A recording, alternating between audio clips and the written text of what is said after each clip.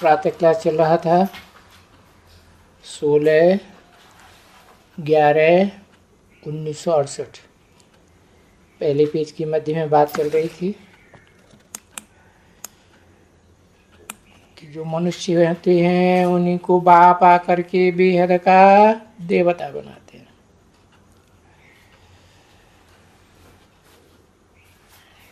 क्योंकि और कोई देवता का जिनमें मनुष्यता न हो, इंसानियत न हो,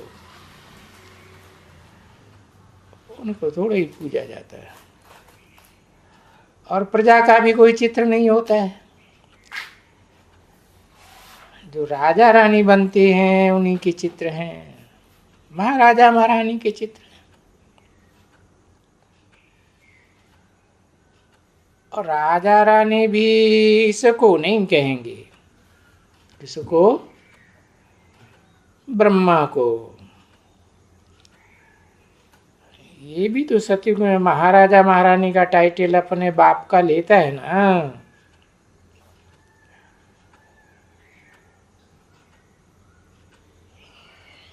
बाकी महाराजा महारानी के तो चित्र हैं यादगार, और तो कोई भी चित्र नहीं है। जो तुम्हारा एम ऑब्जेक्ट हो, न राजा रानी का न प्रजा का।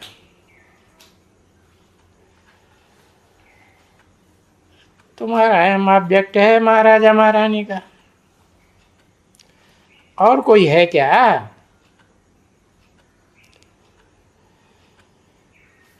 कोई बताएगा कोई दूसरा देवी देवता का चित्र कोई सिवाय लक्ष्मी नारायण के होता है?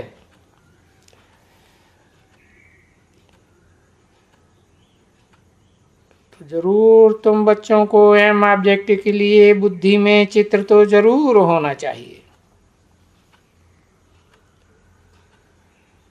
बुद्धि के अंदर होना चाहिए। और ये जानते हो कि बरोबर बेहद का बाबा हमको पढ़ाते हैं। ये महाराजा महारानी नर से नारायण, नारी से लक्ष्मी बनने वाला देवी देवता बनाने के लिए। तो देवता का चित्र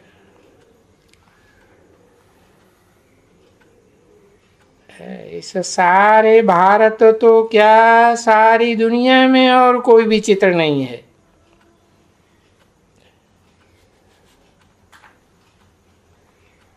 उनको भी तुम लक्ष्मी नारायण और ये त्रेता के राम सीता को, उनको भी वास्तव में तुम स्वर्ग के देवी देवता नहीं कहेंगे। स्वर्ग के देवी देवता तो उनको ही कहेंगे जो संपूर्ण सही स्थिति में जा गए हुए हों। और तुम्हारा तो ये ही एम ऑब्जेक्ट है, पहला पहला लक्ष्मी नारायण बनना। और वो चित्र भी एक ही है। एक ही चित्र लक्ष्मी नारायण के मंदिर में आज कर भी बिरला मंदिरों में बचा हुआ है ना।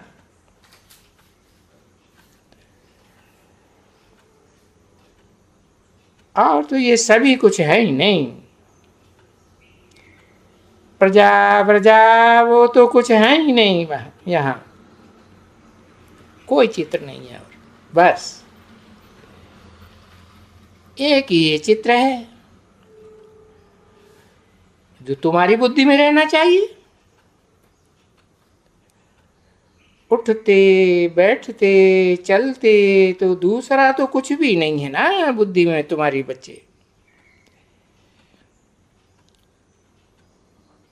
कोई पूछे देवी देवता क्या बनेंगे? अरे 33 करोड़ देवताएं गाए हुए हैं, तुम कौन से बनेंगे? तो चित्र चाहिए ना जरूर, पार्टिकुलर। तो देखो ये चित्र है तुम्हारे आगे कि हम ये बनते हैं,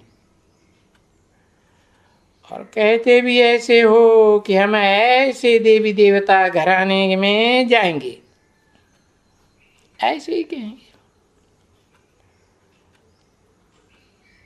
और कहेंगे और इनके घराने में जाएंगे भी।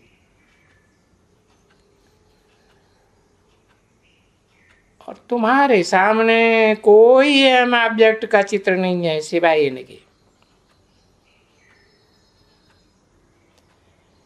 ये भी जरूर है, ये बेहद के बाबा के द्वारा आया है ये चित्र।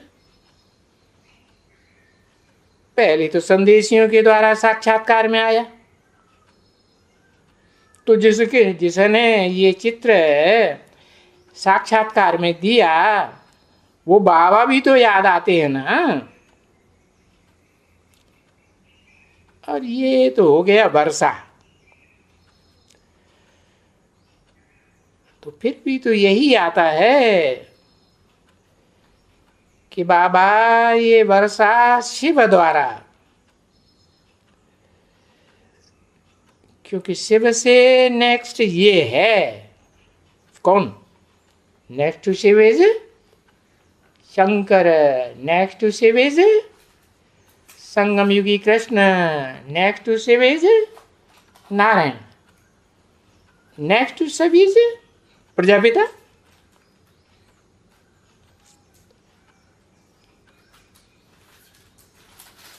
क्योंकि वो है पढ़ाने वाला। और ये नर से नारायण, नारी से लक्ष्मी बनना ये है पढ़ाई की रिजल्ट।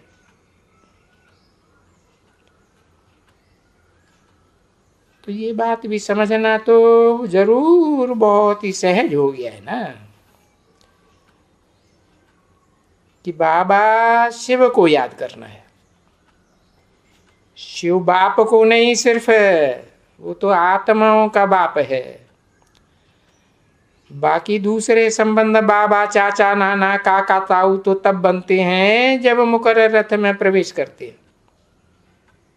और देखो इसका ये अर्थ हो गया ना, क्या? बन मना भव, मेरे मन में हो जा, मन में हो जा, दिल में हो जा। बाप है ना, बाप का दिल किसमें है? बड़े बच्चे में। तो मन मना भव अर्थात शिव बाबा को याद करना, सीधी सी बात है। नहीं तो शिव तो बिंदु का नाम है, वो नाम कभी बदलता नहीं जब तक मुकर्रर रथ में प्रवेश न करे, तब फिर बाबा कहा जाता है। तो बाबा को याद करना है और दे के सभी धर्म त्याग देने हैं। ये इस्लाम धर्म, बौद्ध धर्म, क्रिश्चियन धर्म, ये देहधारी धर्म पिताएं हुए ना कि आत्मिक स्थिति में रहने वाले नहीं। तो अपन को आत्मा समझना है पहले, फिर शिव बाबा को याद करना है, और फिर नहीं तो क्या याद करना है? और याद करना है मन मना भव के बाद मध्यादि भव याद करना है। और इसे याद करने में बिल्कुल ही कोई डिफिकल्टी नहीं है बच्चों को।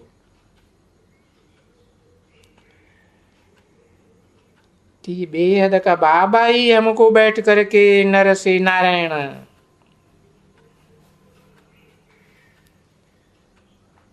नारी से लक्ष्मी, ये तो देवताएं हैं ना। देवताएं भी कौन से? कोई सतयुग में बाद की पीढ़ियों में आने वाले वो देवताएं नहीं, वो तो कम कलाओं वाले होते हैं, तो दूसरे तो कोई याद नहीं कर सकेंगे। दूसरे कम कलाओं के देवताओं की बात ही नहीं। वो तो कम कुली के ब्राह्मण बनते हैं तो कम कलाओं के देवता बनते हैं। तो बस यही है अव्वल नंबर याद करने का। नर से नारायण, नारी से लक्ष्मी बनना है। और तो कोई यादगार प्रजावर्ग का भी कोई तो चित्र नहीं है ना, है क्या? नहीं है।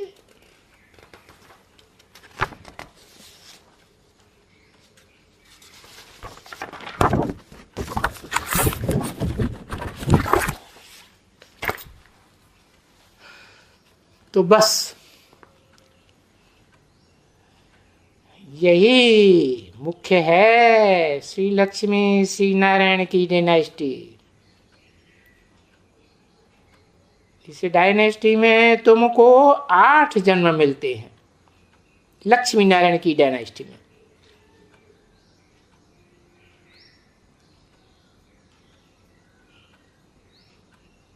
तो जरूर कहेंगे कि बस इनके ही पीछे हम 8 वंशावली में आएंगे। किसकी वंशावली में? जो डायरेक्ट नर से नारायण बनते हैं उनकी वंशावली में आएंगे। 16/11/1968 की प्रातः क्लास का दूसरा पेज, दूसरी लाइन। तो क्या करना होता है बच्चों को कि जब भी अपने घर में हैं या कहाँ भी हैं तो जरूर अपन को स्टूडेंट समझना है। और स्टूडेंट्स की बुद्धि में तो एम ऑब्जेक्ट होता है ना। देखो लौकिक दुनिया में भी उनकी बुद्धि में होता है हम डॉक्टर बनेंगे, वकील बनेंगे, मास्टर बनेंगे, जज बनेंगे, होता है ना। तो अपन को यहाँ तो बेहद का बाप का स्टूडेंट समझना है। बेहद के बाबा को मास्टर समझ, और एम ऑब्जेक्ट ये तो जरूर याद रहनी है। ये कह करके इशारा कर दिया लक्ष्मी नारायण की तरफ। ऐसे नहीं दुनियावी स्टूडेंट की तरह कि ये डॉक्टर बनेंगे कि ये एडवोकेट बनेंगे, नहीं। ये लक्ष्मी नारायण तो निरंतर स्टूडेंट को याद रहता है ना कि ये हमारा पढ़ने का समय है। और ये पढ़ाने वाला कौन है? और पढ़ाने वाला भी याद रहना है और दैवी गुण भी धारण करना है। क्योंकि दैवी गुण ही धारण नहीं होंगे, आसुरी गुण धारण किए रहेंगे तो फिर ये देवी देवता बनेंगे ही नहीं। ये तो जानते हो कि आधा कल्प उनका दैवी स्वभाव वर्णन करते आए हो भक्ति मार्ग में। क्या वर्णन करते आए हो? सर्वगुण संपन्न, संपूर्ण हिंसक, मर्यादा पुरुषोत्तम। और आपने साथ साथ में आसुरी गुण भी वर्णन करते आए हो। मुझे निर्गुण, हारे में कोई गुण नहीं। तो देखो टैली करना चाहिए ना, फर्क कंट्रास्ट करना चाहिए। कहाँ सर्वगुण संपन्न और कहाँ सबावगुण संपन्न, कहाँ संपूर्ण हिंसक और कहाँ मनुष्य से भी हिंसा करते हैं, वाइब्रेशन की वाचा से भी हिंसा करते हैं और कर्मेंद्रियों से भी हिंसा करते हैं। कोई कर्मेंद्रिय नहीं है जिससे हिंसा न करते हो। तो देखो वो नर से नारायण और ये कलयुगी मनुष्य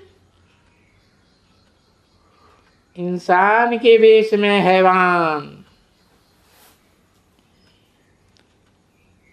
तो अभी तो ब्राह्मण बन गए हो, तो अभी कंट्रास्ट का तो वर्णन नहीं करना है, वो तो जानते हो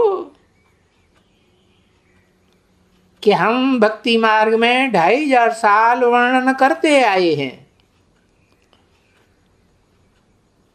है कि तुम कितने ऊंचे हो और हम कितने नीच कपटी पापी हैं। तुम सर्वगुण संपन्न और हमारे में कोई गुण नहीं, ऐसे कहते आए हो ना बच्चे। तो अभी तुम बच्चे जानते हो कि अभी तो हमको यही नर से नारायण, नारी से लक्ष्मी बनने का है, और ऐसा बनाने के लिए इतनी बड़ी दुनिया में 500-700 करोड़ मनुष्य आत्माओं की दुनिया में कोई ऐसा धर्म पिता नहीं है सिवाय एक बाप के, और तो कोई हो ही नहीं सकता, क्योंकि वो है ऊंचे ते ऊंचा पढ़ाने वाला भगवान, ऊंचे ते ऊंचा पद देने वाला भगवान। तो विचार किया जाता है, भला इनसे पढ़ने से और भला इनसे ऊंचा पद मिल सकता है क्या? और इससे ऊंचा कोई दुनिया में पद है क्या? कोई बुद्धि में कोई चीज आती है? हिटलर, नेपोलियन, सिकंदर, कोई बुद्धि में आता है?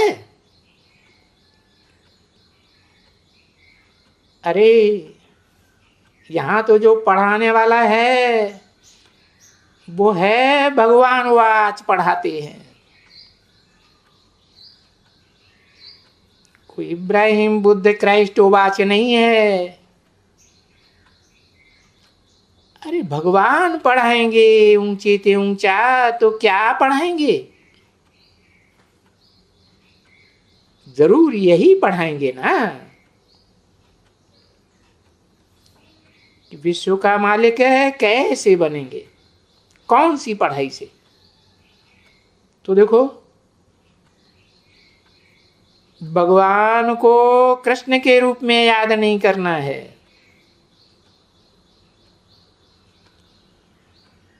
कृष्ण तो है नेक्स्ट टू भगवान, वो तो 16 कला संपूर्ण देवता है, कलाबद्ध है, और भगवान तो कलातीत कहा जाता है। परंतु कृष्ण को याद करना है, परंतु दूसरे नंबर में, नेक्स्ट टू भगवान, next to god is Krishna. पहले तो भगवान को याद करना है, उसको याद करके फिर भले कृष्ण को याद करो। और वो भी कलाबद्ध कृष्ण को नहीं, कौन से कृष्ण को? संगम युगी कृष्ण को याद करना है। अब है तो एक ही बात ना, क्यों एक ही बात कैसे? क्योंकि व्यक्तित्व तो एक ही बन जाता है ना। 16 कला संपूर्ण बनने वाली आत्मा कृष्ण की, वो भी प्रवेश किसमें करती है? कलातीत बनने वाले कृष्ण वाली ही आत्मा में प्रवेश करती है या नहीं करती है? करती है। तो है तो एक ही बात कि तुम पहले पहले है, परंतु ये छोटेपन में तो कृष्ण है ना, बच्चा बुद्धि है। संगमयुगी कृष्ण भी पहले बच्चा बुद्धि है, कि संपूर्ण है। 76 में बाप का प्रत्यक्षता वर्ष तो हुआ, परंतु क्या कहेंगे कि वो बाप संपन्न स्टेज को प्राप्त हो गया? वो आत्मा नहीं। तो पहले पहले याद ही करना है शिव बाबा को। क्या?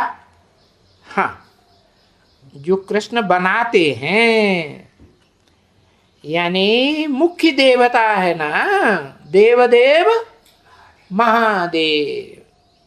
जो भी 33 करोड़ देवताएं हैं उनमें मुख्य देवता, 16 कला संपूर्ण बनने वालों में भी मुख्य है। कृष्ण तो छोटेपन में है ना, बच्चा बुद्धि है। तो वो बाप उसको प्रिंस बनाते हैं। प्रिंस तो छोटा बच्चा है ना, उसको जन्म देने वाला कोई होगा या नहीं होगा? बेहद का बाप ही होगा। तो ऐसे सिद्ध हुआ ना बच्ची। तो बरोबर ये बच्चे जानते हैं, अच्छी तरह से जानते हैं कि भारत प्रिंस था। गीता में कृष्ण अर्जुन का नाम भारत दिया है ना। अर्थ क्या हुआ है? क्या अर्थ हुआ? भा माने ज्ञान की रोशनी, और रत, रत माना लगे रहना। तो ज्ञान की रोशनी में जो आत्मा लगी रहे, तो पढ़ाई पढ़ने वाला स्टूडेंट फर्स्ट क्लास होगा, उसी को तो भगवान पहले पढ़ाएंगे ना, पहले पद उसी को तो देंगे ना। हाँ? तो वो संगम युगी कृष्ण कहो, अर्जुन कहो, आदम कहो, आदिदेव कहो, एडम कहो, हाँ? वो अभी बैगर है, और वो अव्वल नंबर धर्म पिता ही बैगर है, तो क्राइस्ट क्या होगा? वो भी तो बैगर ही होगा ना। तो क्या साबित हुआ?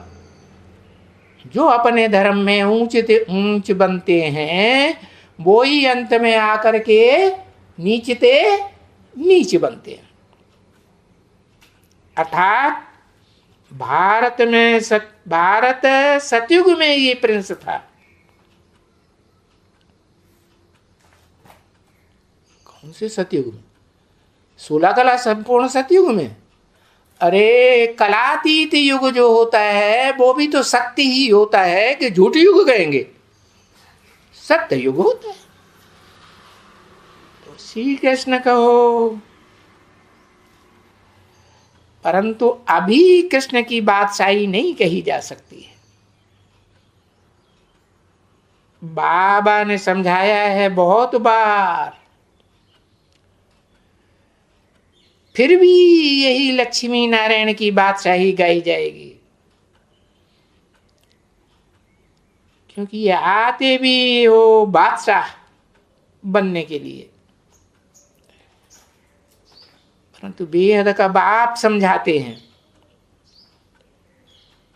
कि बादशाह तो विश्व का बनेंगे, परंतु पहले क्या बनेंगे? सीधा प्रत्यक्षता रूपी जन्म लेने से पहले ही बादशाह बन जाएंगे क्या? है? ये तो बेहद की बात है ना, बेहद का जन्म है ना, कि देह से पैदा होने वाला देह का जन्म है? अलौकिक जन्म है ना। तो बताया पहले तो प्रिंस बनेंगे, पीछे वो नारायण बनेंगे। ओम शांति।